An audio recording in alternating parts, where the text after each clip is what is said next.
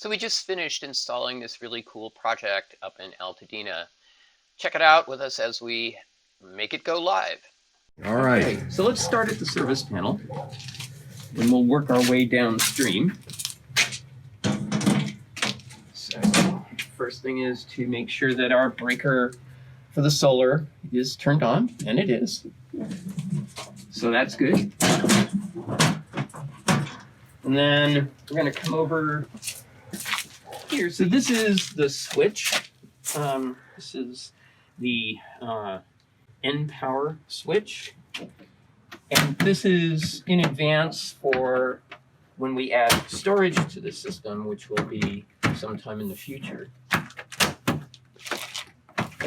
But what we've done is to create a space with that gutter box there and then open space on the wall so that we will be able to mount the storage devices there and just wire them into here.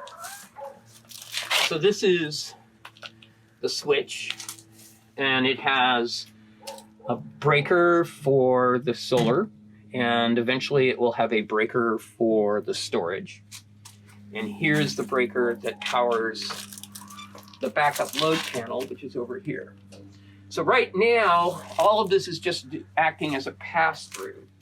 But when we have the storage, this will have the ability to form a microgrid when the regular grid fails.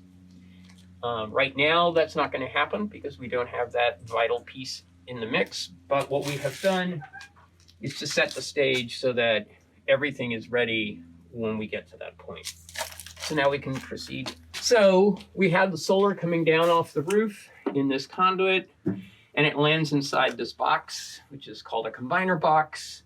And the combiner box has breakers for the solar to land on it, as well as the monitoring device, which is the Envoy that's in here.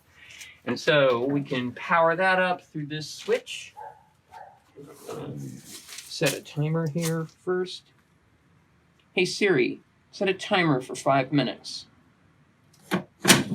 Okay, your timer is set for 5 minutes. So the code requires that we not be in a position where we are sending power back onto the grid if the grid has failed.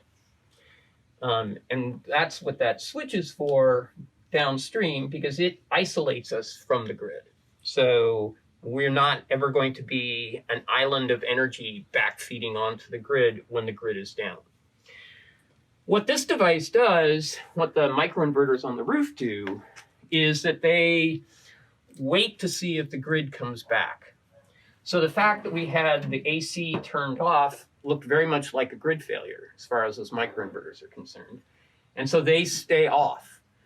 Now that the AC has come back, they basically have a built-in timer that runs at about 5 minutes. And it's waiting to see that the grid is stable for that period of time. And once it's stable for 5 minutes, that's its signal that it can turn on and begin operation. So if we ever have a problem, we know exactly where the problem is, and we can go there and fix it. And you are monitoring the data coming off of this? Correct. So Okay. now we've got all 22 communicating. Okay. And that's sort of like the first step that the system wants to do. It's like, talk to me and let me make sure you're here, right? And then it says, okay, so now that I know who's here, start giving me your data. And so it says on here that 6 are producing power. Well, they're all producing power. It's just that 6 of them have now so far reported back successfully as to what they're doing. And so that takes a little bit of time, but now it just jumped up. And so now you have all 22 are producing power. Nice. But meanwhile, if you look at the lights are now all green.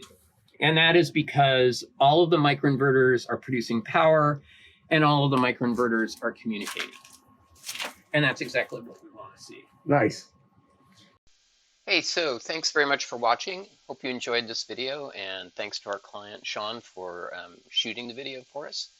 Check us out at runonsun.solar or give us a call, 626-793-6025. Let's help you go solar now. Have a great 2021.